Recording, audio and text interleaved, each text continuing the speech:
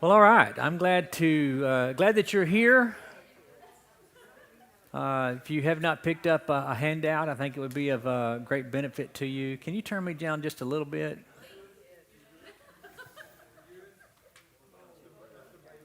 Test. There we go. Is that better for everybody's ears? I know it just sounded really loud to me. We're going to be looking at the first two-thirds of Genesis chapter 41 tonight. And if you have been with us, in particularly the last couple of weeks, you'll remember when we were looking at Genesis 37, when we were basically introducing the life of Joseph. Does anybody remember how old he was when we first were introduced to Joseph? 17. Does anybody know the significance of that? First teenager. See, y'all remember the important stuff. The first teenager mentioned in Scripture. We're going to see the second time his age is given tonight when we're told that when he goes before Pharaoh that he's 30 years of age, okay? And again, I remind you, when we get to the very end of the book of Genesis, we'll find out, I think it's 110, if memory serves me correctly. And so 3 times, 17, 30, and 110, the 3 times that Joseph's age is mentioned. Now again, if you were with us last couple of weeks, you'll remember when we first introduced Joseph, this 17-year-old, that God gave him these divine dreams. Remember, he had 2 dreams. He dreamed about sheaves in a field, and he dreamed about the sun, the moon, and the stars. Remember that? And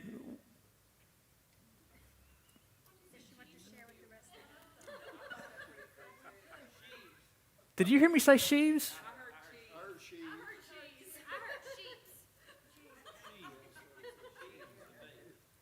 Could you spell it, please? Now, I know I'm country. Huh? Yeah. For those of you that are watching online, you are missing the hilarity that we have in our in-person meetings. Let's rewind. If you were with us 2 weeks ago, Joseph had 2 dreams, one of sheaves and one of the sun, stars, and the moon. You remember that his brothers did not need interpretation, nor did his father need an interpretation. They knew right away what he was implying with these dreams, that there would come a day when the entire family would basically be under the authority of Joseph. Now, that set real well with them, right? No, that didn't set well with them at all. If you'll remember, the boys began to conspire to get rid of Ojo. And one day he came up with his coat of many colors that his dad, who's the favorite baby, gave him, the dad given to his favorite son, and going to go check out on his sons. And remember, they connived together, and they were going to kill him. No, that wasn't going to work. They were going to put him in a pit and leave him there. No, that wasn't going to work. To finally decide, you know what, let's make a profit off of this guy that we will one day serve. And they sold him into slavery. Well, the Ishmaelites, they took him to Egypt, and they sold him in the slave market to a guy by the name of Potiphar. You guys are doing well. That's because you read your Bible. And so it's okay, Seth. You can come sit by your wife.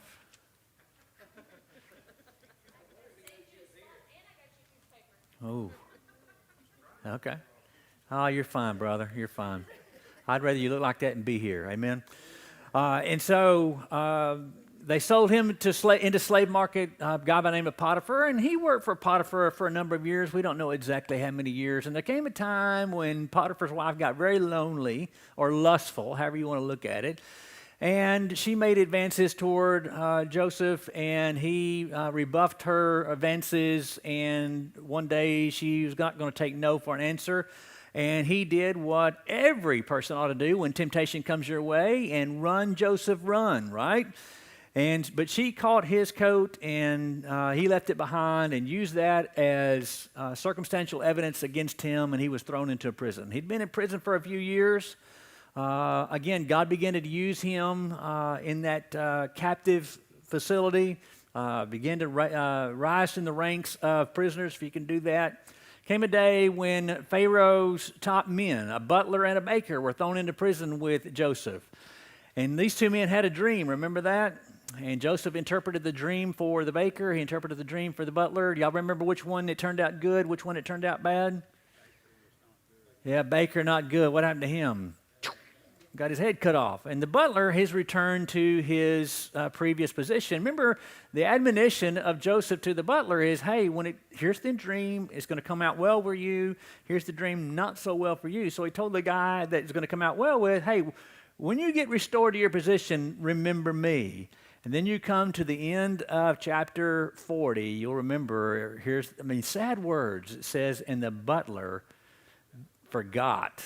It's one thing not to remember, but it's another thing to forget Joseph. And so we asked that question last week, and I'll ask it again tonight. When you think about Joseph's dream, going all the way back to chapter 37, and again, we all agreed that this was a dream that was divine in origin. That is, God gave him that dream because God was going to prepare him for what we're going to see in the coming weeks.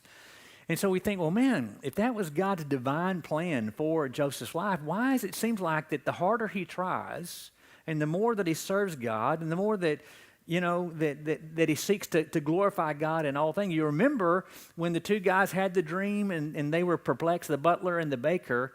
Remember what Joseph said? Joseph didn't say, hey, I'm the great dream interpreter. No, he gave God glory. Remember that? He says, if God will give it to me, if God will, I'll give you the interpretation, right? So he's always giving God the glory. Then again, what's it getting him? It seems like it's getting him a worse set of circumstances in life. And I think this is a major lesson to you and I as we think about what Joseph's going through. Is there ever a time that he was out of God's will? No, but yet he continued to experience this calamity over and over again. And that brings us to Matthew.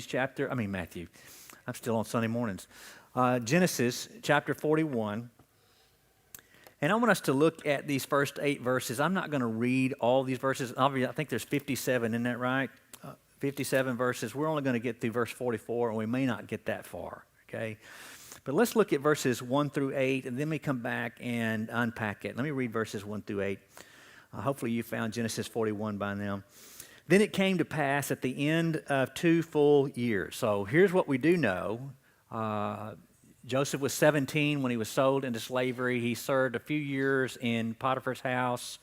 Now he served in prison. I'm assuming about 10 years. Okay, so now 12 years have passed since his brother sold him into slavery. Okay, so then it came to pass at the end of 2 full years. Okay, and that's two full years removed from when he interpreted the dream for the butler.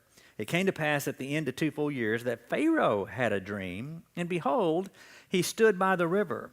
Suddenly there came up out of the river 7 cows, fine-looking and fat, and they fed in the meadow. Then behold, 7 other cows came up after them out of the river, ugly and gaunt, and stood by the other cows on the bank of the river. And the ugly and gaunt cows ate up the 7 fine-looking and fat cows, and then what happened? Pharaoh awoke. Don't lose that thought. And he slept and dreamed a second time, and suddenly 7 heads of grain came up on one stalk, plump and good. Then 7 thin heads, blighted by the east wind, sprang up after them. And the 7 thin heads devoured the 7 plump and full heads. So Pharaoh again did what? Awoke. Indeed, it was a dream. And then look at verse 8. The Bible says, and it came to pass in the morning. So he's now awake twice. He's had these weird dreams. But now what's going on in Pharaoh's life? The Bible says, and his spirit was troubled. And look at this. He sent and called for all the magicians of Egypt and all its wise men. And Pharaoh told them his dreams. But watch this. There was no one who could interpret them for Pharaoh. Now here's what I want you to do is you've got the outline there for you, and let's just talk about these 8 verses just for a little bit, and we'll move on to the second point. The very first thing that I want to draw to your attention is, and think about this, about the divine ways of God. The divine ways of God. Now again, be reminded up to this point, it seems as though everyone in Joseph's life has forgotten him. No doubt, we're thinking 12 years removed since his brothers had sold him into slavery. No doubt that they had forgotten about him.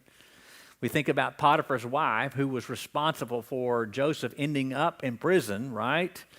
No doubt she had forgotten about him. Enough years have passed. But there's one who has not forgotten about Joseph. God. God has not forgotten about Joseph. Okay? And when I think about, I left one out. Who else forgotten about Joseph? We just mentioned a while ago. The butler. Remember, the butler had also forgotten about Joseph. But mark it down when we think about the divine ways of God. Everybody seems to have forgotten Joseph, but God most certainly has not forgotten Joseph.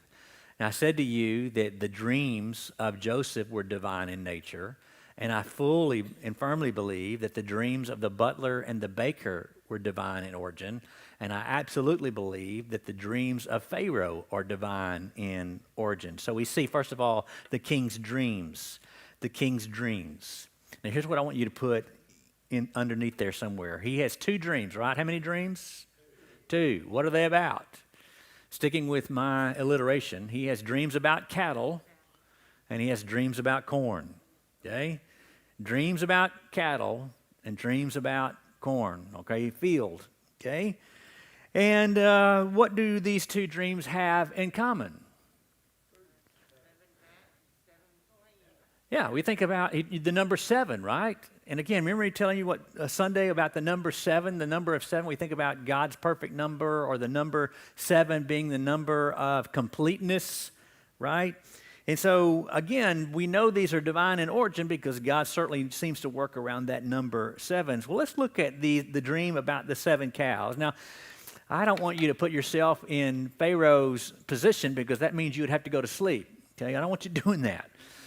But let's just put ourselves in Pharaoh's position on this level and visualize this dream that he's having. What is it that he sees? So he's dreaming, he's asleep, and he's down there by the river, okay?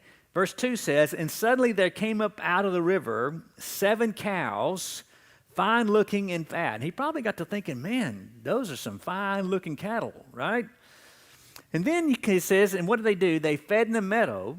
And then verse 3, here's the awkwardness of this dream, the shocking part of it. "Then, behold, 7 other cows." So you see these 7 cows come up out of the river, and they're good-looking. They're pleasing to him. Then after that, he sees these 7 other cows, and what's unique about these particular cows? They're ugly, and they're probably scrawny, and they look malnourished, and they stood by the other cows on the bank of the river. So now you've got these 2 sets of cows, one group very, very healthy, very appealing to the eye, as AJ was saying, hey, perspective for meat to be had. And then these 7 others that are very porous looking. And then here's where it really gets weird. Verse 4, "And the ugly and gaunt cows ate the 7 fine-looking and fat cows," and then all of a sudden what happens? He wakes up from his nightmare. So we see that first dream, again, 7 cows, 7 good, 7 not so good, and the 7 not so good eat up the 7 good. So he's thinking, man, what in the world?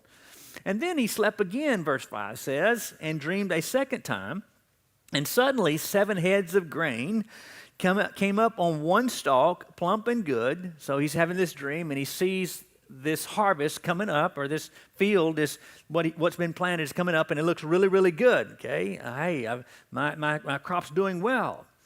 They're plump and good. Verse 6, "And then all of a sudden, behold, 7 thin heads, blighted by the east wind, sprang up after them." So now you've got 7 good stalks, 7 really not so good stalks. And then again is where it gets weird. Verse 7, "And the 7 thin heads devoured the 7 plump and full heads." And then what happened? Again, Pharaoh awoke. That is, I'm sure have you ever woke up from a dream like that? I think sometimes they say that you ever feel like you're falling in a hole or falling into a grave or something like that, and you're bracing yourself. I did that not long ago, and I think I hit Rita. I didn't mean to do that. Glad I didn't leave a mark. And so we see, first of all, the king's dreams. He has 2 dreams, one of cattle, one of corn. But here's the question. I want you to write this question below that statement. When we think about the king's dreams, here's the question I want you to write. But what do these dreams mean? What do these dreams mean? And verse 8 tells us not only about the king's dreams, but now we see the king's distress. The king's distress. Look at verse 8. Now it came to pass in the morning that his spirit was troubled. Well, why is he all bothered?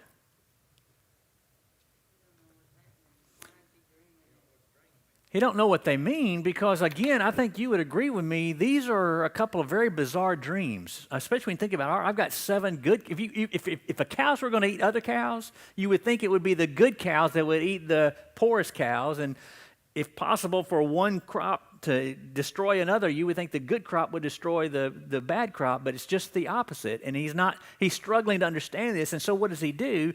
He turns to his own cabinet, if you will. You think about a presidential cabinet, his support leaders. Verse 8 says, and it came to pass in the morning that his spirit was troubled. And it's about to become even more troubled. You know why? Look what happens. And he sent and called for all the magicians of Egypt and all its wise men. If there were ever going to be a group who would be capable of interpreting a dream, it's going to be amongst these guys right here, the magicians and all its wise men. But here's where it's going to become even more troubling to him. And Pharaoh told them his dreams. Now watch this. What happened? There was no one who could interpret them for Pharaoh. He was troubled. Now the trouble related to his dream and the fact that he didn't understand the dream. He couldn't interpret it for himself. But he was even more troubled when he turned to those that he trusted in, who he thought would be capable of interpreting that dream, but they too could not make sense out of it. And again, who do you think blocked their ability to interpret it? I think God had a hand in that as well. I believe that God was moving in Pharaoh's life and giving him these 2 weird dreams. And I believe that God had a hand in keeping the magicians and these wise men from interpreting that dream. Why would God do that?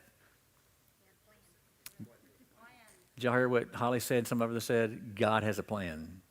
Right? God always has a plan. And by the way, God always has a plan. And it's always plan A. It's never plan B. Now, look at verses 9 through 13, and we move on not only from the divine ways of God, but I love this. Think with me just for a little bit about the flawless wisdom of God. The flawless wisdom of God. And let me go ahead and give you these 2 subpoints, okay? And then we're going to come back and talk about them. I want you to think with me, first of all, about God's timing, and then God's tactics. God's timing and God's tactics. This is where you're going to see the flawless wisdom of God. Look what happens. Pharaoh is very frustrated. He's troubled that he's had these dreams, these weird dreams. He's even more flustered and troubled that the ones that he thought would be the capable ones that he could depend on to interpret these dreams, they didn't have an answer for him. They couldn't even just blow smoke past him. So, look what happens in verse 9. Then the chief butler, y'all remember him? Then the chief butler spoke to Pharaoh saying, hey, I remember. I suddenly remember. Well, who you think caused him to suddenly remember? You think God stirred his recollection? He says, I remember my faults this day. When Pharaoh was angry with his servants and put me in custody in the house of the captain of the guard, both me and the chief baker, we each had a dream one night, he and I. That would make sense, right? Each of us dreamed according to the interpretation of his own dream. Now there was a young Hebrew man with us there, a servant of the captain of the guard, and we told him, and he interpreted our dreams for us. To each man he interpreted according to his own dream. And it came to pass, just as he interpreted for us, hey Pharaoh, it happened just as he said. And he restored me to my office, and he hanged him. That is, he's talking about Pharaoh. Now, why would he tell Pharaoh this? I don't think there's any question that God stirred up his memory, okay? And look what happens in verse 14. Then Pharaoh sent and called Joseph, and they brought him quickly out of the dungeon, and he shaved and changed his clothing and came to Pharaoh. I got to thinking about this when you think about God's timing for a little bit, about what's going on here. Here's what I want you to write underneath God's timing. This is pretty important. God's timing is never too soon, but God's timing is also never too late. God is always on time, right? Again, we're talking about 12 years removed, roughly, from the time that he was sold into slavery. And would you say that 12 years is a long time? Especially having endured all the hardships that Joseph had endured, I would think it's kind of like last year. You know, last year took 10 years for those 9 months.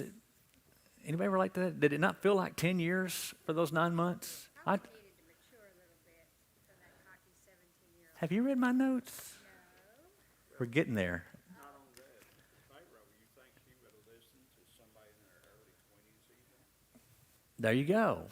And I'm going to talk about that. So you and Holly, y'all looked at my notes. We're going to talk about that. That's exactly where I'm going to talk about tonight. Yeah. Teachers' pets, yeah. So think about this. We think about, man, after every calamity, and if we could hear Joseph recounting this story to you and I, even in today's terms, we'll think, oh, poor Joseph. I'm going to pray for you. Poor Joseph, I'm going to pray for you. But all along, again, I want to remind you that even after all of these calamities, there was never a time when Joseph was outside the will of God. Never a time outside the will of God. God was doing all of these things, preparing him, not just for this day, but even more importantly for that day when the famine came and affected all of Egypt and all of that region. Okay? He most certainly would not have been ready to be who he was and what he became, as Holly was saying and as Jewel was saying, at that tender age of 17. Who knows? Most 17s I know today are pretty cocky. I remember a 17-year-old Bill Coffey who was pretty cocky, who knew just enough to be dangerous. Right? Again, 12 years may seem like a very long time, but they are not to God, because God is always working in his timetable. Write that down somewhere. God is always working in his timetable. He's never too early and he's never too late. How many of you don't have to give a testimony to it, but just raise your hand just as a way of giving testimony that you've seen God's timing enacted in your life? Thinking, you know what, God, I don't know why you didn't do this back then, but now I know why you did it here and now, right? I look at across my life, and I'm not going to get into all the testimonies I could give you tonight because it would just eat up so much time, maybe another day, and I've shared it with you over the years.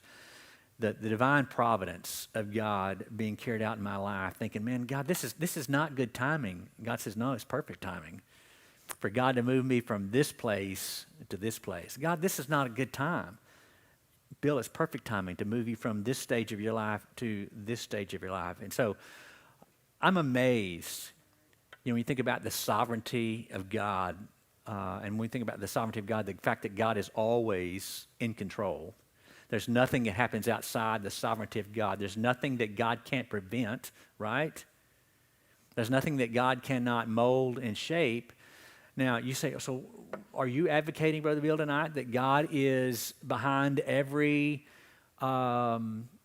terroristic event? Are you saying that God is behind every catastrophic event in human history? I'm not saying that at all, but I am saying that by God's divine and permissive will, he allowed it to happen. Could God have stopped it? The answer to that is a resounding yes. Think about what you're saying if you say, no, God could not have stopped it. God could have stopped it, but he could not have known about it, or he couldn't have stopped it. Then that's to say that he's not God. My God is all-powerful. I'm not sure I'm saying this exactly the way I want to say it, but you get the drift, right? That God could have altered it if he chose to, but God has allowed us to go through this stage. And as a matter of fact, there's if I heard it on the radio or read it somewhere, that there's a view of God to where when God created the heavens and the earth and created mankind, then he took a step back. He's now in the process of just letting things be played out. That's heresy.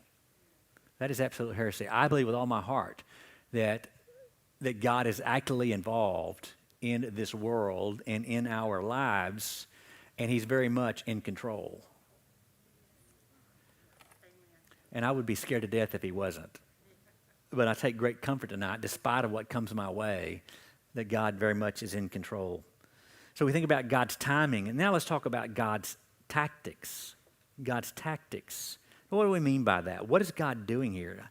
Well, look back to verse 8 when we think about him being troubled, that he tells his dreams to those who he thought would be capable of interpreting his dreams. But then you come to the end of verse 8, what are we told about those guys?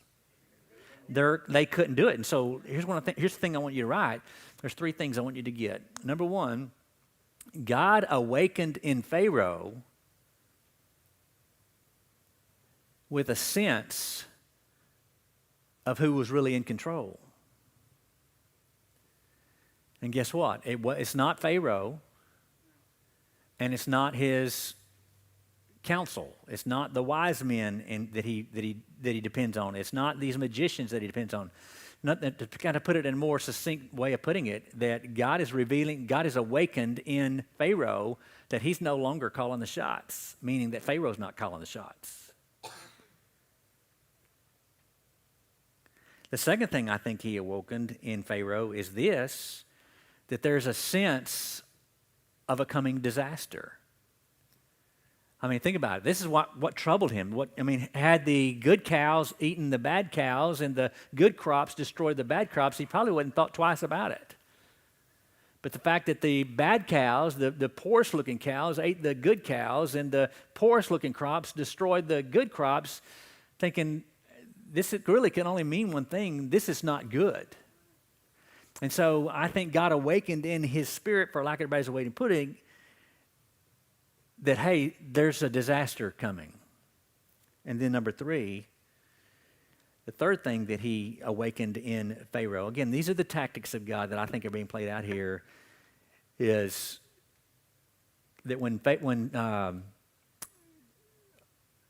Joseph interpreted the 2 dreams that Pharaoh had, that he heeded what Joseph said. In other words, he awakened in Pharaoh to listen and heed what Joseph had to say. Let's look at it. Verse 9, and the chief butler said, I already read that. The chief butler said, hey, I know a guy. So I wrote what it says, I know a guy. And so they bring Joseph before Pharaoh. Can you imagine, just think with me about Joseph just for a moment. He's probably welcoming in the newest inductees in the prison. Because remember, he was running the prison. Remember that? Even though he was a prisoner, he was running the prison. So he's probably busy welcoming the newest folks to be given access to the prison.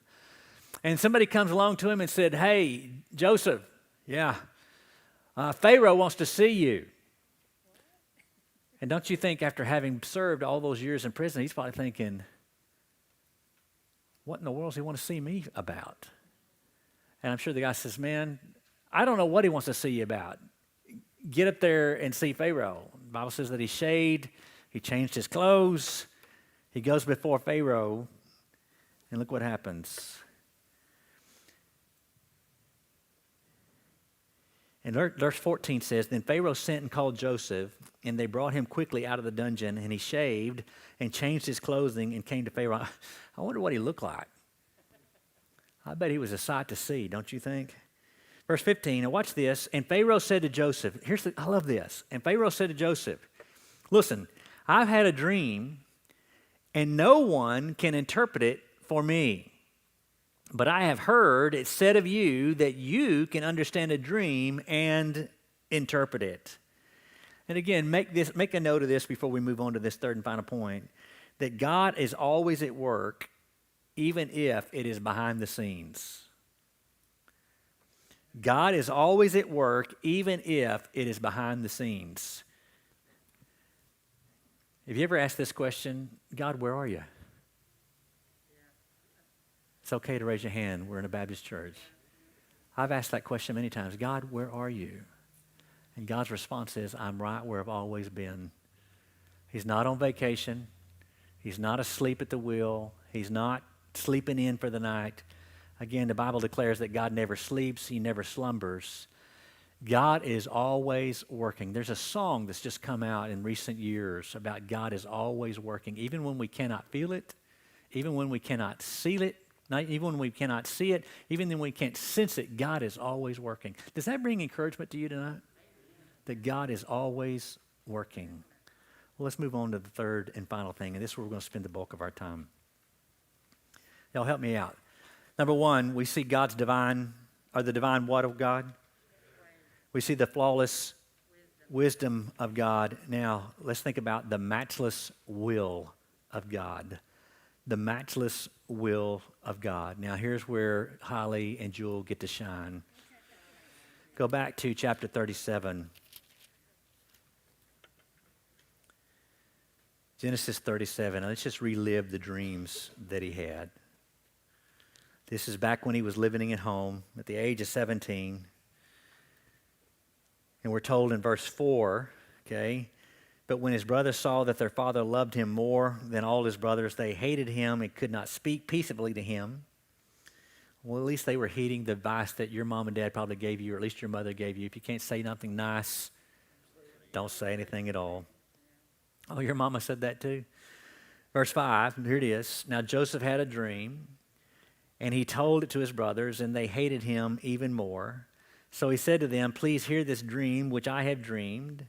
There we were binding not sheets, not cheese. What does it say, Janice? Sheaves. I'm making fun. They were binding sheaves in the field. Then behold, my sheaf arose and also stood upright, and indeed your sheaves stood all around and bowed down to my sheaf. And again, the brothers did not need for an interpreter of Joseph's dream. They obviously were dream interpreters too, because they knew exactly what he was talking about. Because in verse 8 says, and his brothers said to him, shall you indeed reign over us, or shall you indeed have dominion over us? So they hated him even more for his dreams and for his words. Verse 9, then he dreamed still another dream and told to his brothers and said, look, I have dreamed another dream, and this time the sun, the moon, and the 11 stars bowed down to me. And so he told it to his father and his brothers, and his father rebuked him and said, what is this dream that you have dreamed? Shall your mother and I and your brothers indeed come to bow down to the earth before you? And his brothers envied him, but his father kept the matter in mind. And so again, I've made this mention so many times already, and I'll just mention it one more time, that these two dreams, the sheaves and the sun, the stars, and the moon, were divine-oriented or divine originated dreams that God gave to Joseph. But at this particular time, he has not yet lived that to be true. And then this is where we get, why is all these calamities happening in Joseph's life? To mature him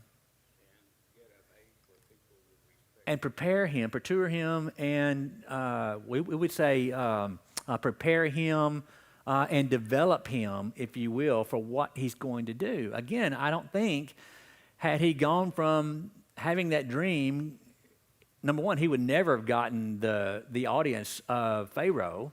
Okay, as you said, the Pharaoh was not going to listen to a snot-nosed 17-year-old. And would he put in charge, when you think about, when we're going to see this in just a moment, he's not just in charge of certain things, he's now the second highest leader in all of Egypt. So God is preparing him and developing him through all of these stages of life for this one big moment in his life. Again, think about this. It's not just effective in Joseph's life, but who else's life? his brothers and his father, right? I mean, think about it. Had it not been for Joseph in the position he was in, they would have starved. And that would have been the end of the Israelites, the Hebrew people, which also would have been a massive failure when you think about in God's eyes, and not only in God's eyes, but the eyes of people toward God. Because look, God, you made all these wonderful promises, but you failed to deliver. Okay? Watch this. When you think about the matchless will of God, I want you to see two major things that happen. Okay? Two major things. Verses 14 through 37, which I'm going to read, is the first major thing that happened is through the matchless will of God that he presented Joseph to Pharaoh. God arranged it that he would present Joseph to Pharaoh. Well, how did that come about? You got to go back to chapter 40 and the fact that he was able to interpret the dream of the baker and the butler, because now Pharaoh has had this dream, these two dreams. He's troubled by it. He don't understand it. He can't find anybody else to interpret those dreams. And no doubt the butler has heard that, hey, Pharaoh's troubled. He's had some dreams he can't interpret. And all of a sudden, butler goes, oh, wait a minute. I know somebody that has this ability, but why want you to watch what happens here? Look at verse 15 and 16. And Pharaoh said to Joseph, I've had a dream. There is no one who can interpret it. And then what's the question that he asked? He said, but I have heard it said of you that you can understand a dream to interpret it. And here's what he says. Here's the ultimate question that he asked Joseph. Hey, there are rumors out there about you. There's stories being told about you that you have this uncanny ability to interpret dreams. And so my question to you is, you think you can interpret my dream? Now, would Joseph have been just as right to said, oh, you've heard about me. It's about time. I've been wasting years in prison. At 17 years old, he probably would have said that. Is that what he says? What does he say? Somebody read that verse for me. What does he say? So Joseph answered Pharaoh, saying, it is not in me. God will give Pharaoh an answer. We talked about, does that sound eerily familiar? Remember, he said the same thing back in verse 8 of chapter 40. And they said to him, we each had a dream, and there's no one to interpret it. And Joseph said to them, do not interpretations belong to who? God. Tell them to me. Okay? And so God is giving Joseph this ability to interpret these dreams. Okay? And so in verse 15, Pharaoh basically asked him, hey, I heard about you. Can you interpret my dream? And I love Joseph. Can't you just see the humility here? Joseph says, hey, it's not in me, but God will give. Now, this is interesting that he's not yet heard the dream because Pharaoh has not revealed it to him yet. So he's not heard the dream. Think about that. He said, it's not in me to say, but God will give. Watch this. What does he say in verse? But God will give Pharaoh an answer. Now watch this. Circle that.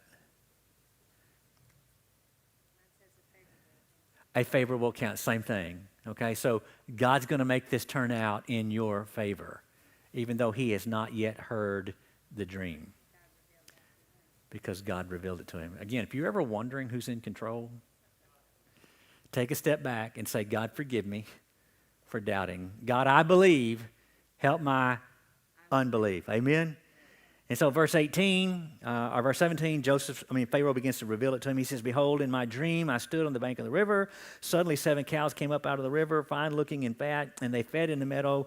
Then behold, 7 other cows came up after them, poor and very ugly and gaunt, such ugliness as I have never seen in all the land of Egypt. That must have been a sight. Verse 20. And the gaunt and ugly cows ate up this first 7, the fat cows. And when they had eaten them up, no one would have known that they had eaten them, for they were, watch this, just as ugly as at the beginning. And then he says, I awoke. Verse 22.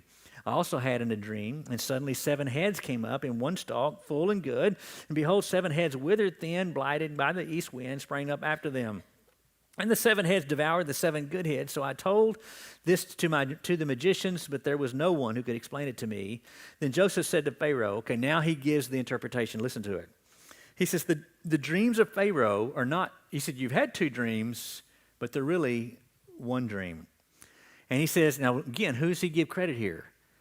God has shown Pharaoh, now watch this, not just what's about to happen, but God has shown Pharaoh what he is about to do. Again, if you ever wonder if God's in control, keep coming back to this particular text. Verse 26, the 7 good cows are 7 years, and the 7 good heads are 7 years, and the dreams, he says, are 1. And the 7 thin and ugly cows, which came up after the 7 years, and the 7 empty heads blighted by the east wind, are 7 years of famine. This is the thing which I have spoken to Pharaoh. Now watch this. God has shown Pharaoh what he is about to do. And indeed, 7 years of great plenty will come throughout all the land of Egypt. But after them, 7 years of famine will arise, and all the plenty will be forgotten in the land of Egypt, and the famine will deplete the land. And here's the picture. Again, you don't need me to interpret that for you. Hey, the good cows and the good corn or the good crop, or God telling you you're first of all going to experience 7 really good, fruitful, and productive years, but prepare yourself. After those 7 years are going to be followed by 7 years of some of the hardest times of your life. Verse 31. He says, and so the plenty, he says, now watch this, so the plenty will not be known in the land because of the famine following, for it will be severe. In other words, you're gonna celebrate those 7 years of goodness, but the 7 following years are going to be so harsh that you won't even really remember those 7 good years. Now watch what happens here. Verse 32. And the dream was repeated to Pharaoh twice because, why? Mark that in your notes or in the Bible. Because the thing is established by God. And again, this is what's known as the prophetic perfect. In other words, it's already done as if it's done, even though it hadn't already happened, because it's already done in God's eyes. And God will shortly bring it to pass. Now, therefore, let Pharaoh, now watch this.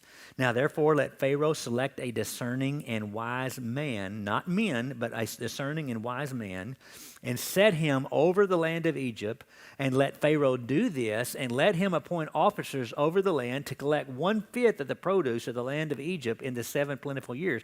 So here's the admonition. Hey, in those 7 good years, you need to be collecting a percentage of that and putting it back to prepare for those 7 difficult years. Verse 35, and let them gather all the food of those good years that are coming and store up grain under the authority of Pharaoh, and let them keep food in the cities.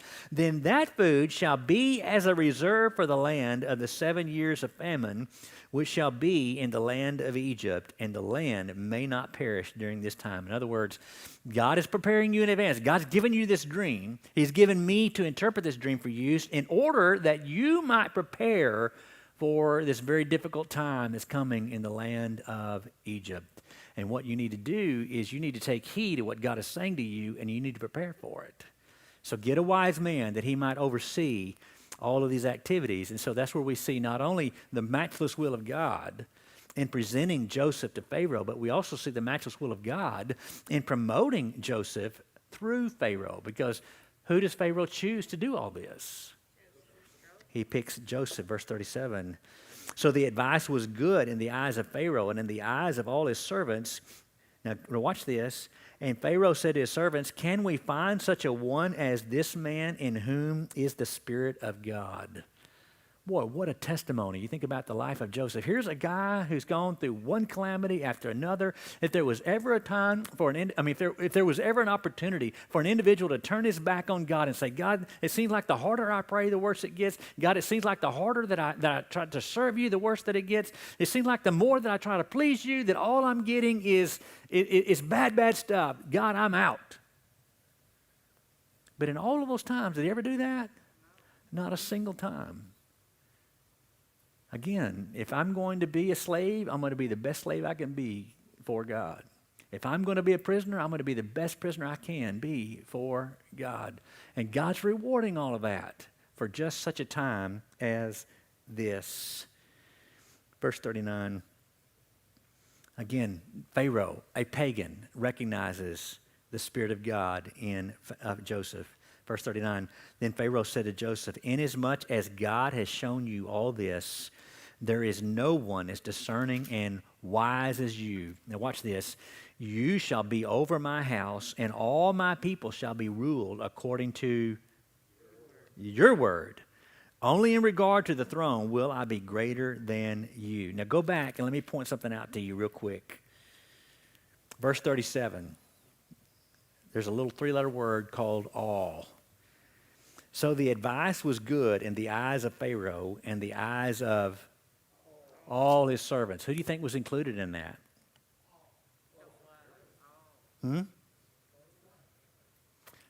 Who were among, we think about the butler, right? Certainly he was included in that. What about Potiphar? Miss Melva's been reading my notes now, because this is where I'm going with that. Can you imagine Potiphar coming home? Honey, you'll never guess what happened at work today. Oh yeah, what's that? He said, you remember that guy that you accused of seducing you and attempting to rape you? You remember that guy that he got served in prison all these years? Yeah. What about, did he get executed? Did he get executed? Well, not quite. He got promoted. As a matter of fact, he's now my boss.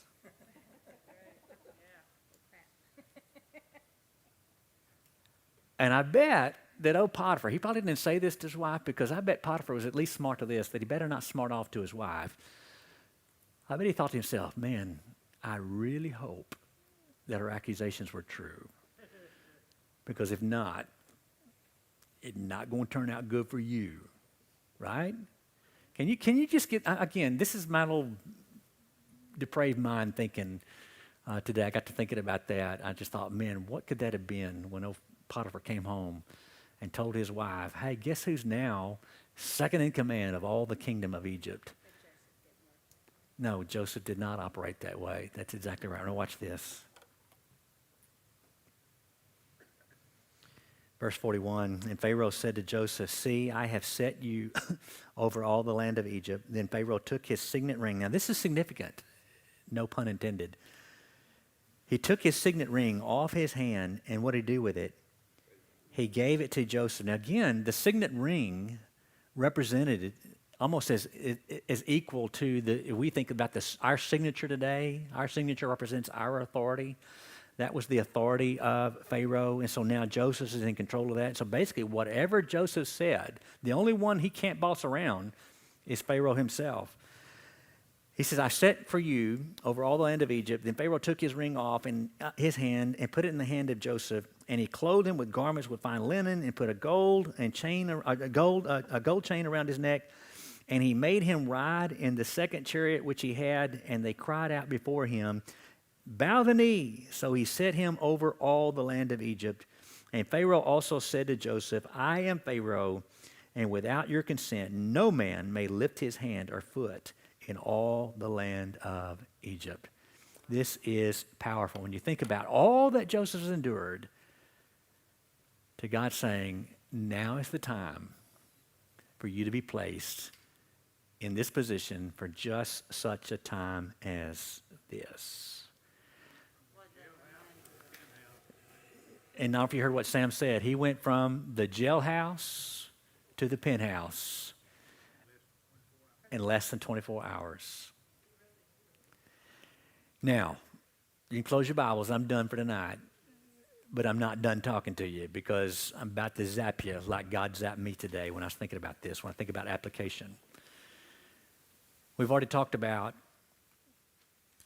and I don't mean to keep singing Holly and Jules' praises, but I appreciate their very quick response, and even Miss Melva as well, about how God was preparing and developing Joseph for just such a time as this.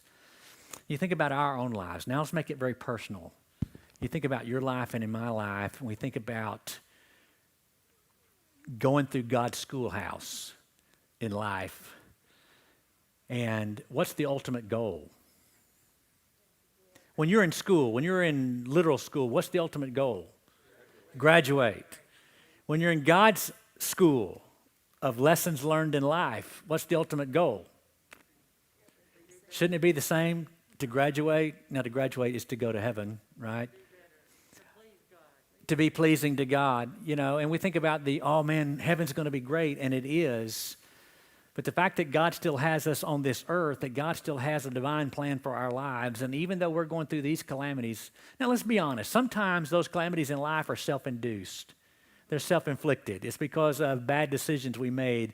And I know that I've made bad decisions in my own life, and I'm thinking, God, why did you let this happen?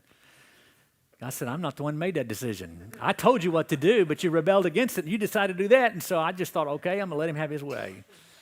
And you've seen what kind of trouble you can get in. But even then, by God's divine permissive, you still see Romans 8:28 being worked out, that God causes all things to work together for good for those that love God, called according to his purpose, meaning that even the not-so-pleasant times, God's still working, okay? God didn't see those blips on the screen of your life thinking, man, it didn't mean for that to happen. Sorry. No, God says, I'm going to work something good out of that too, okay? And so my question to you today is, we think about, as we are all, let's be honest, we are all in God's schoolhouse of life, learning these lessons about life. The big question I want to ask you, if we were asking Joseph, how are you doing? What would Joseph been able to say? I'm doing quite well. I don't necessarily like what I'm experiencing, but I'm doing quite well because I know I'm in the will of God. So that's my question to ask you today, and I don't expect you to answer back, but I want you just to answer in your heart and think about it. God, as I'm going through your schoolhouse of life and learning these life lessons that you are teaching me, and you're molding me, you're shaping me, you are preparing me, you're developing me for that time that you're going to use me for your glory, and I look forward and anticipate graduation. God, how am I doing?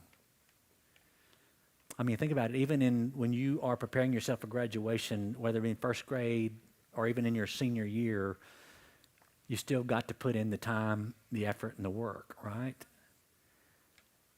And I'm glad that my parents didn't have what they have today in school called the gradebook portal. Now, I made pretty good grades, but there were times that I blew it because I just did not study. I did not prepare. But I loved it when my kids were going through school, when I could see zeros. I didn't like their zeros, but I could tell you when they didn't turn in their work. But I often wonder, God, how many zeros have I gotten because I've gotten lazy, I've gotten complacent, and you wanted to use me in the slave market. You wanted to use me in the prison of life. You wanted to use me even when I was falsely accused and slandered. But instead of pressing on, I took a step back, popped my pacifier in my mouth, and had my pity party. I see a lot of people going, man, can you just get this thing over with? But it's something we need to be thinking about, right? It's something we need to be thinking about, because we are, until God calls us home, all in God's schoolhouse of life, and we're learning lessons because God's preparing us for that next stage in our lives. And so that's what I want to leave you with. Again, I don't ask you to answer out. I just want you to be thinking about that, because Sam can't answer for Julia. Julia can't answer for Sam. I can't answer for Bill. Bill can't answer for me. Michelle can't answer for Bill, and so on and so forth, right? God, how am I doing? It's probably like this, right? This is a lot better than this and this, right? But just remember this. God's not forgotten about you. Others may be running out on you, but God's not. God's fully in control, and God's always on time. And all of God's people said. Thoughts and comments about the study tonight? Was it good?